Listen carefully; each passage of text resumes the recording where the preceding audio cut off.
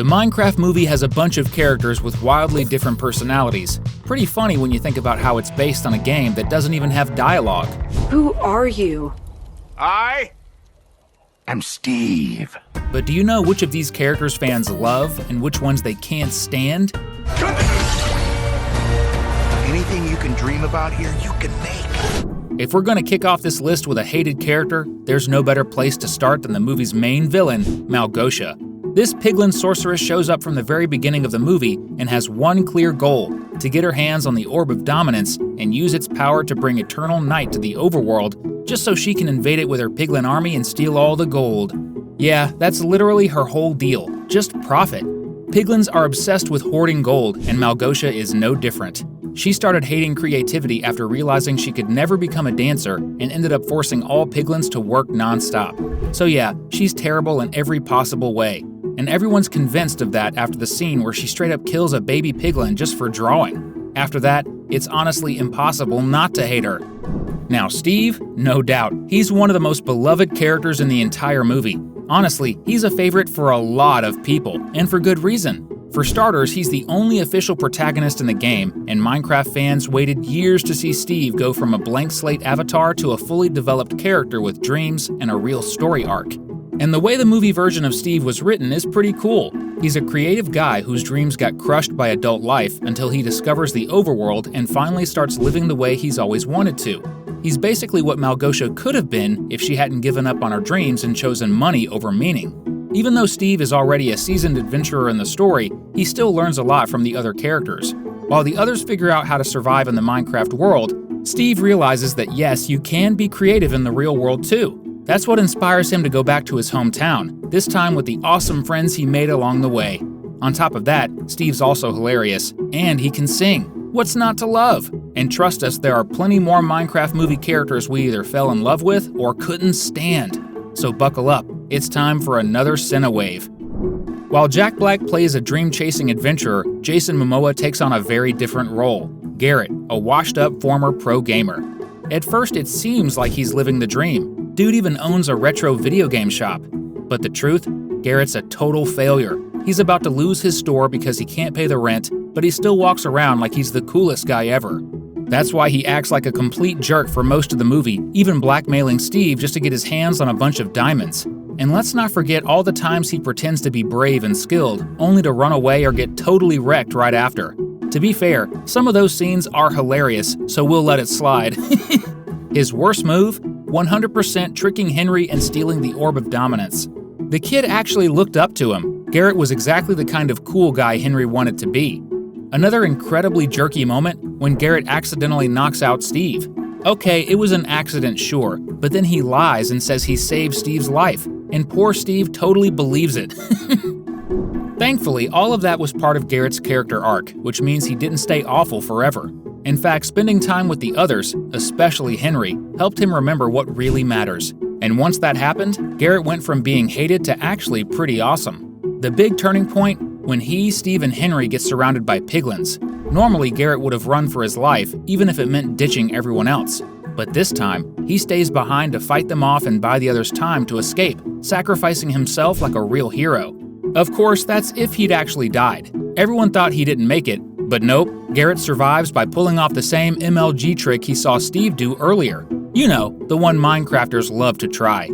So yeah, Garrett didn't just grow as a person, he got better at surviving too. Total glow up. Best part? He stops clinging to his past glory and starts building something new with his friends after leaving the overworld. He even helps create a hit game based on Minecraft which solves all of his financial issues. But hey, wouldn't it be awesome if we could bring a bunch of Minecraft diamonds into the real world and get rich? If you agree, drop a comment below, #diamond. While all the main characters in the movie got solid development, not all the villains were as lucky. Malgosa at least has an interesting backstory and goals that connect with the movie's overall message. People mostly hate her because she's just flat out evil. But that's not the case with Great Hog.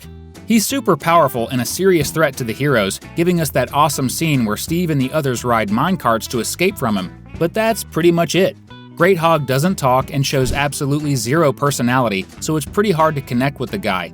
He checks the box as a threat, but that's all he does.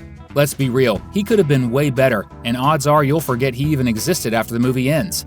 There's a good chance he didn't get much screen time so the story could focus more on the main characters. Since this is the first movie in what could turn into a whole franchise, it makes total sense to highlight the protagonists now and save the more complex villains for the sequels.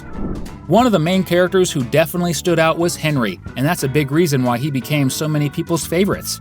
Of course, that's just one of many reasons. Henry was clearly written to represent all the young creative minds who are obsessed with Minecraft, the kind of fans who even start making mods and customizing the game.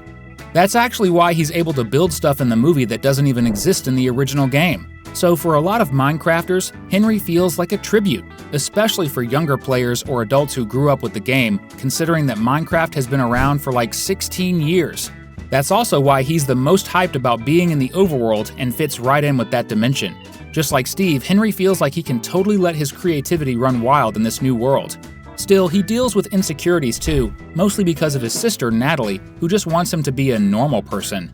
Sure, Henry might be a genius who knows how to build rockets, but he's still a teenager with all the classic teen problems, and that just makes him an even more interesting character. Next up, we've got Marlene, the vice principal at Henry's school. Yep, she's easily one of the least liked characters in the movie, not because she's super evil like Malgosa or silent and creepy like Great Hog, but for two very specific reasons. She feels forced and she has way too much screen time. Some people thought she was funny, others not so much, but overall the opinion seems to lean against her.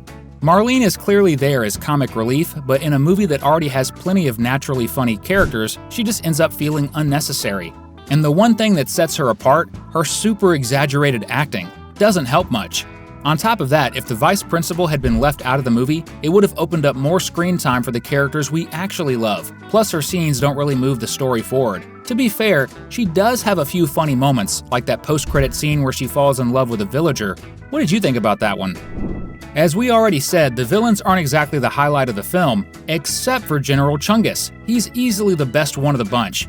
He fits the movie's goofy tone perfectly. Instead of being just a cold-blooded soldier, he's chill and friendly, and of course still super deadly. With Chungus, those two things are definitely not mutually exclusive. For example, he loves Steve's chicken shop and even sings the jingle, but he's also totally fine with blowing it up, along with the entire village it's in, and taking Steve down while he's at it. So yeah, he's both hilarious and intimidating. What a combo. It's kind of a shame he didn't get more time on screen, because if he had, he might have become even more of a fan favorite. And hey, if you want more videos like this to watch and fall in love with, just hit that subscribe button. That way you'll never miss a single one of our daily uploads. Along with Vice Principal Marlene, Henry's art teacher Clement Gunie is another truly terrible member of the school staff. Even though he teaches art, he actually scolded Henry for thinking outside the box. And when Henry accidentally caused an explosion, Clement straight up ran away to avoid taking any responsibility, even though he should have. He was literally the only adult in the room. Later on, we even find out that Clement is actually Marlene's ex-husband, and that kind of explains a lot. But just to be clear, all the hate we feel toward this character is 100% intentional. He doesn't get much screen time, thankfully, so we can safely say he served his purpose perfectly. Speaking of characters with specific purposes, there's Dennis, Steve's loyal pet wolf. The difference is, his whole thing was being awesome. Even without a single line, he's super charming. Take notes, Great Hog. Dennis also has something the big pig villain definitely doesn't: cuteness. Still, what really makes people love Dennis is his loyalty, first to Steve and then to Dawn. That bond is so strong it makes it really easy to fall in love with this doggo. Back to the hated ones, pretty much everyone at Henry's school is the worst. His classmates are all annoying, especially the bullies who sabotaged his rocket. The explosion only happened because of them, and it could have seriously hurt someone. Worst part, Henry took all the blame and never found out it was sabotage. If he had, you know he would have felt even worse about the whole thing. And to wrap things up on a high note, let's talk about another fan favorite, Natalie, Henry's sister. A lot of people probably thought Emma Meyer's character was going to be annoying based on the trailers, but in the movie she's actually super relatable and kind. Natalie is just a girl who had to grow up too fast after their parents died. She just wants to take care of her little brother. Thankfully, she eventually learns to stop being so overprotective and starts appreciating herself more too. We've got 2 fun videos waiting for you on the screen. Go ahead and click one to keep hanging out with us.